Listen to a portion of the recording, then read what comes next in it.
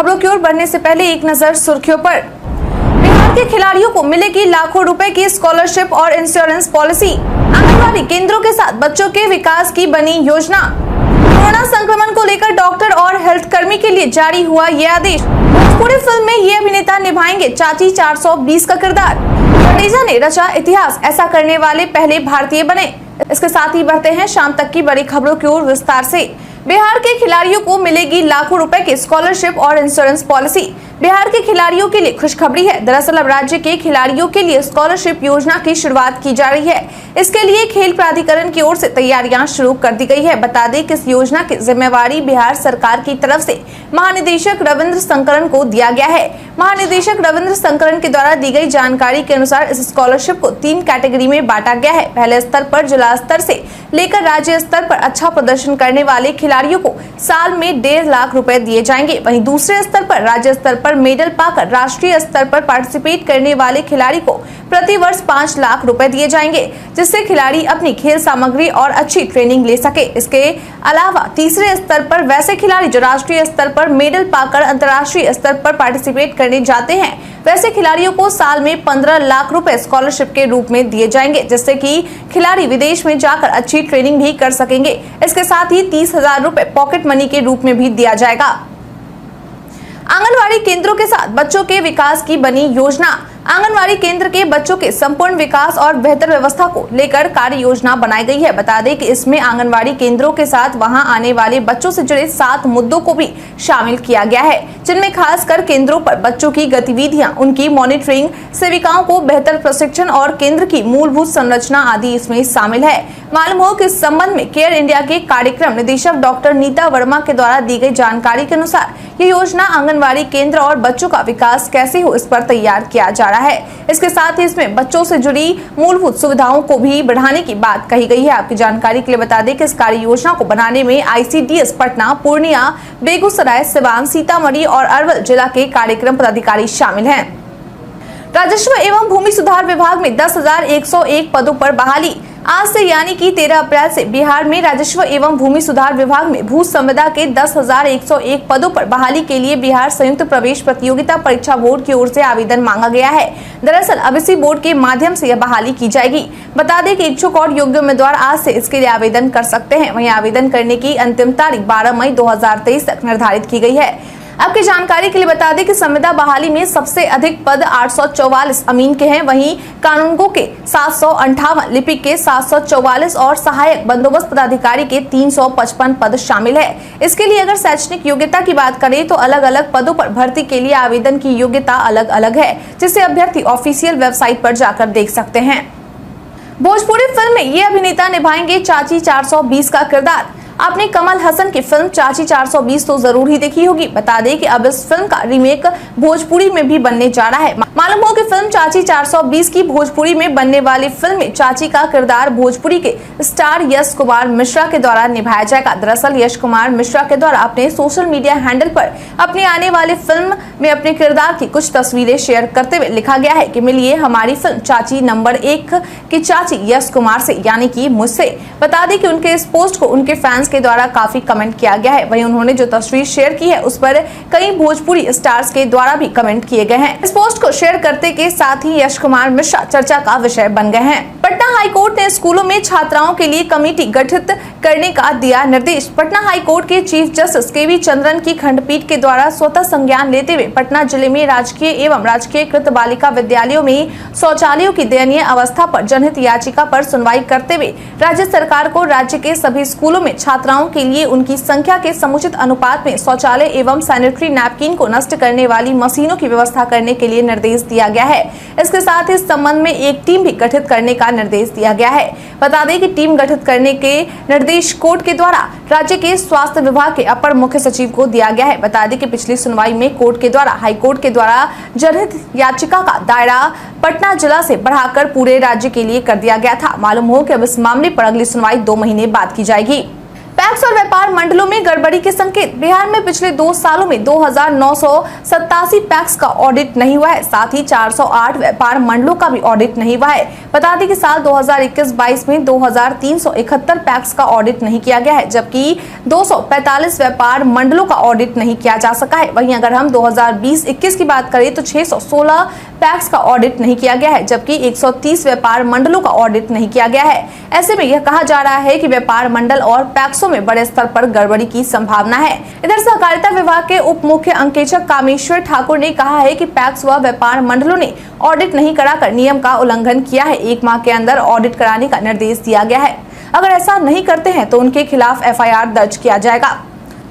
Corona संक्रमण को लेकर डॉक्टर और हेल्थ कर्मी के लिए जारी हुआ ये आदेश। देश में एक बार फिर से कोरोना के मामले में लगातार बढ़ोतरी हुई है। ऐसे में बिहार में भी सरकार कोरोना को लेकर काफी सजग हो गई है।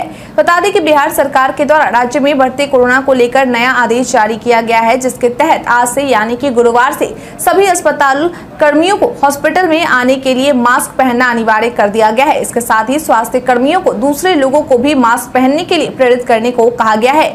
इसके अलावा स्वास्थ्य विभाग की ओर से लोगों से अपील की गई है कि वह बिना मास्क लगाए घर से ना निकले। वहीं अगर आपको कोरोना से जुड़ी कोई लक्षण दिखता है तो फौरन कोरोना जांच करवाएं। इसके साथ ही वैसे लोग भी सावधान रहे जो वैक्सीन ले चुके हैं और हर हाल में सरकार के द्वारा जारी की गई गाइडलाइन का पालन करें। बिहार में कोरोना के 57 नए संक्रमित मामले। बिहार में दिन प्रतिदिन कोरोना संक्रमण में बढ़ोतरी होती जा रही है। बता दें कि पिछले 24 घंटे में राज्य में कोरोना के कुल 57 नए मामले निकलकर सामने आए हैं, जो कि राज्य के 8 जिलों के हैं। बता दें कि 57 संक्रमण से अब राज्य में कोरोना केस की कुल संख्या बढ़कर 236 हो गई है। मालूम हो कि बिहार के जिन 8 जिलों से कोरोना के संक्रमित पाए गए हैं उनमें बिहार की राजधानी पटना से अकेले 34 मामले सामने आए हैं। वहीं भागलपुर से 9, खगड़िया से 5, मुंगेर से 4, दरभंगा से 2, पूर्वी चंपारण से 1, नालंदा जिले से 1 और पूर्णिया से 1 ही मामले सामने आए हैं। उधर जिन जिलों में एक्टिव मरीजों की संख्या अधिक है उसमें पटना जिले में 128, भागलपुर जिले में 21, गया जिले में 16, मुंगेर जिले में 14 और खगड़िया जिले में 13 शामिल हैं। पटना और हाजीपुर के रोजगार मेला में PM मोदी बांटेंगे नियुक्ति पत्र। देश के प्रधानमंत्री नरेंद्र मोदी के द्वारा आज 71,000 नवनियुक्त कर्मियों को सुबह 10:30 बजे वीडियो कॉन्फ्रेंसिंग के माध्यम से नियुक्ति पत्र बांटे गए और साथ ही सभी कर्मियों को संबोधित भी किया गया। इसी को लेकर आज बिहार की राजधानी पटना और हाजीपुर में भी रोजगार मेला का आयोजन किया गया था, जिसमें प्रधानमंत्री के द्वारा वीडियो कॉन्फ्रेंसिंग के जरिए नवनियुक्त कर्मियों को नियुक्ति पत्र दिया गया और कार्यक्रम को संबोधित भी किया गया।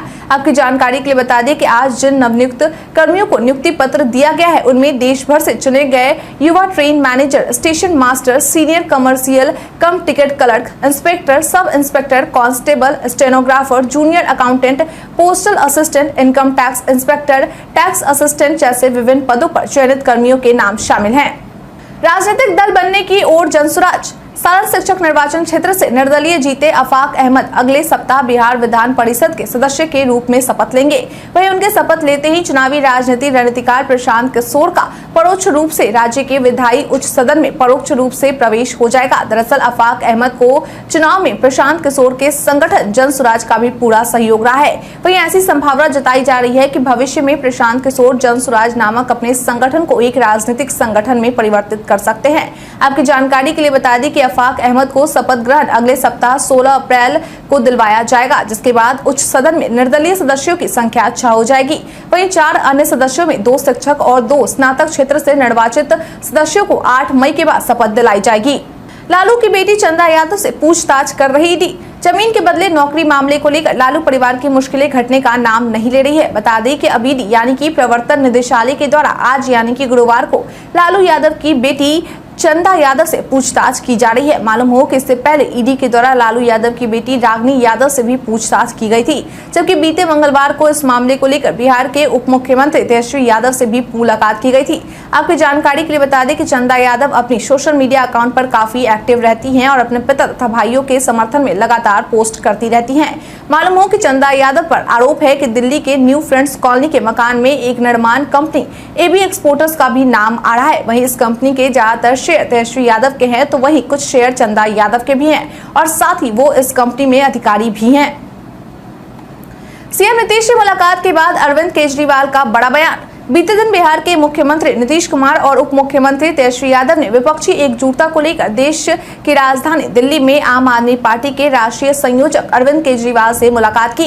वहीं मुलाकात के बाद सीएम अरविंद केजरीवाल के द्वारा मुलाकात पर एक बड़ा बयान देते हुए कहा गया कि इस वक्त देश मुश्किल समय से गुजर रहा है, इसलिए ये जरूरी है कि देश की सभी विपक्षी पार्टियां एकजुट होकर सरकार को बदले। उन्होंने कहा कि नीतीश जी के द्वारा जिस पहल की शुरुआत की गई है, हम उसके साथ हैं। वहीं दूसरी ओर सीएम नीतीश ने मुलाकात पर टिप्पणी देते हुए कहा कि जिसके लिए आए थे उससे जुड़ा सब बात हो गया है। विपक्ष की एकता के लिए हम सब एक साथ आ रहे हैं। विपक्षी एकता पर सम्राट चौधरी ने कसा तंज। आज यानी कि गुरुवार को बिहार भाजपा अध्यक्ष सम्राट चौधरी के द्वारा बिहार के मुख्यमंत्री नीतीश कुमार के द्वारा किए जा रहे विपक्षी एकजुटता के प्रयास पर जोरदार तंज कसा गया है। दरअसल बीजेपी के द्वारा सामाजिक न्याय सप्ताह के तहत स्वच्छता अभियान सह वृक्षारोपण अभियान चलाया जा रहा है, जिसके क्रम में पटना के गर्दनी बाग में कच्ची तालाब के पास बीजेपी के द्वारा चलाए जा रहे स्वच्छता अभियान में सम्राट चौधरी ने अपना योगदान देते हुए नीतीश कुमार के दिल्ली दौरे पर कहा गया कि वह सारे कचरे एक साथ मिल रहे हैं। उन्होंने कहा कि मैंने कचरा इसलिए कहा क्योंकि उसमें सभी भ्रष्टाचारी हैं। लालू यादव के चरण में सबसे पहले नीतीश कुमार गिरे और अब राहुल गांधी, केजरीवाल, यह सारे लोग इस देश में भ्रष्टाचार का प्रतीक बन चुके हैं। आज मैंने देखा किसी व्यक्ति ने एक फोटो लगाया है कि खड़गे अगली बार राष्ट्रपति बनना चाहते हैं, उसके बाद राहुल गांधी प्रधानमंत्री बनना चाहते हैं, नीतीश कुमार जी प्रधानमंत्री बनना चाहते हैं, उसके बाद तेजस्वी यादव सीएम बनना चाहते हैं। तो सब लोगों की अगर इच्छा है कि प्रधानमंत्री बने तो नीतीश कुमार जोड़ेंगे किसको? जडेजा ने रचा इतिहास, ऐसा करने वाले पहले भारतीय बने।